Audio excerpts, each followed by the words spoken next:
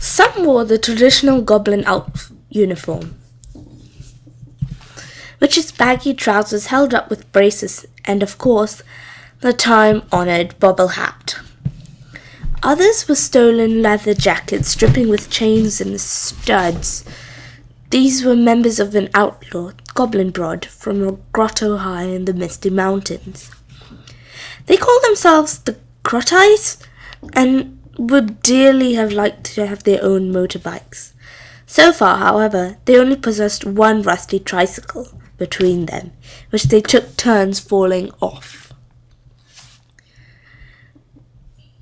There were lizard-like scaly goblins, grossly fat goblins, hairy goblins, bald goblins, drooling goblins, scraggy little weaselly ones with long noses, tall spindly ones with short noses, and goblins with humps, lumps, and bumps in the most surprising places.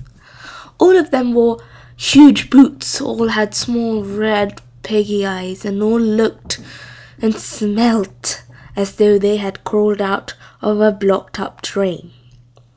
"Right, boys," said Pongwiffy. "Bit of an hush, if you please.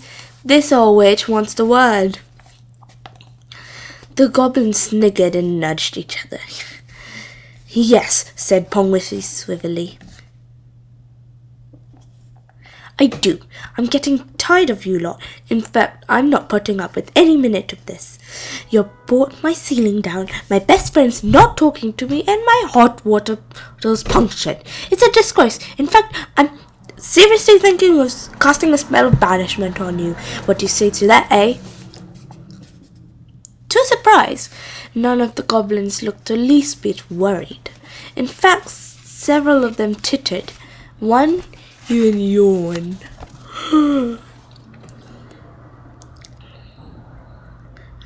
So I'm warning you now," continued Pongwiffy uneasily. "Any more nonsense and that's it. Whoosh, gone, the pack of you." "Let's see how I do it," challenged Slop Bucket, sidling closer. Here, let's see how I do it," was the general cry.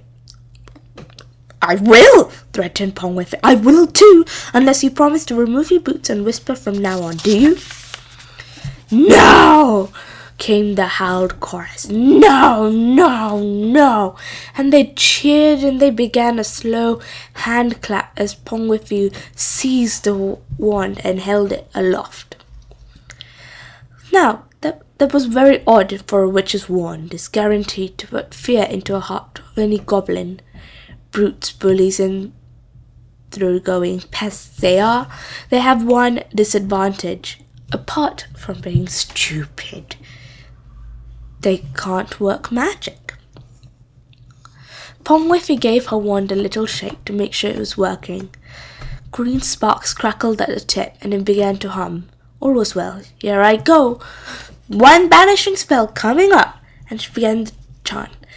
"Blow your winds with all your might. Blow these goblins from my sight. Where you blow them, I don't care, long as they're not here, but there." Nothing happens. The goblins nudged each other, grinning. Pongwiffy frowned at her wand and tried again. "Blow your mints with might and main. Goblins drive me quite insane. Take them to a cavern deep, so I can get a good night's sleep." Still nothing. Then she began aware of the wheezing chuckles and the horrible strangled snorting sounds. The goblins were laughing. Ugh. They fell about, digging each other in the ribs and hooting with mirth.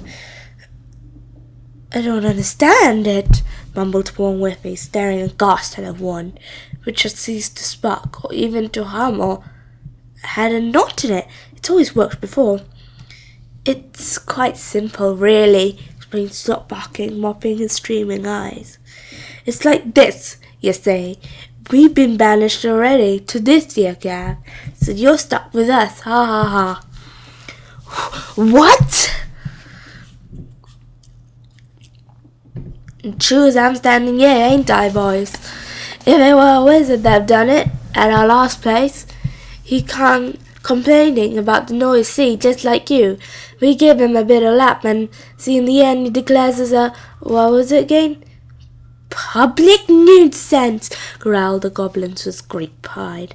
That's it, public nonsense. So he gives us the boot and banishes us here, and here we gotta stay forever. So your feeble old spells won't work. Which was true. Wizard magic is strong stuff and not easily undone. Yeah, whisked Pug Ugly, shoulders heaving. We're a laugh, eh? No, snapped Pongwiffy coldly. It isn't. Tell you what, continued Plug Ugly. We can come to a what's it called again? Compromise, said Pongwiffy hopefully. Yeah, that's it, compromise. You don't come round here again complaining and we won't smash your place up. How'd that sound reasonable? It didn't sound reasonable at all. Pongwiffy glared into his grinning, stupid face and debated whether to punch him on the nose or move out the next day. She moved out the next day.